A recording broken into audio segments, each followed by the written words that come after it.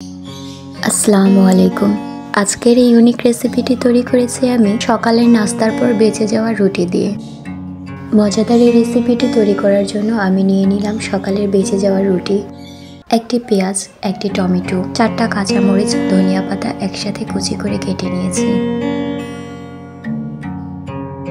এ পর্যায়ে একটি বাটিতে সবগুলো উপকরণ একসাথে নিয়ে নিব, সাথে পরিমাণ মতো লবণ দিয়ে দিব। তারপর সবগুলো উপকরণ একসাথে ভালোভাবে মিশিয়ে নিব। সবগুলো উপকরণ একসাথে ভালোভাবে মিশিয়ে নেওয়ার পর এখানে আমি অ্যাড করে দেব 2টো ডিম। তারপর সবগুলো উপকরণ একসাথে ভালোভাবে মিশিয়ে নিব। মিশানো কমপ্লিট হয়ে গেলে এ পর্যায়ে আমি চলে যাব চুলায় একটি প্যানে সামান্য পরিমাণের তেল গরম করার জন্য। তেল গরম হয়ে যাবার পর এ পর্যায়ে আমি আগে থেকে তৈরি করে রাখা অথবা সকালের বেঁচে যাওয়া রুটিগুলোকে হালকা ভেজে নেব।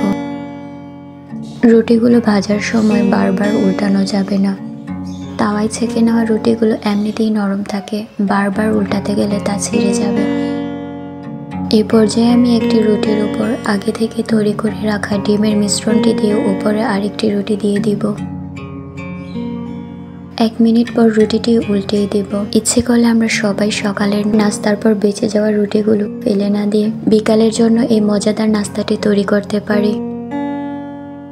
কথা বলতে বলতে আমার রুটিগুলো ভাজা কমপ্লিট। সবগুলো রুটিকে আমি মোগলাইয়ের মতো 4 খণ্ড করে কেটে নিয়েছি। তৈরি হয়ে গেল আমাদের মজাদার বিকালের নাস্তা অথবা গরিবের মোগলাই।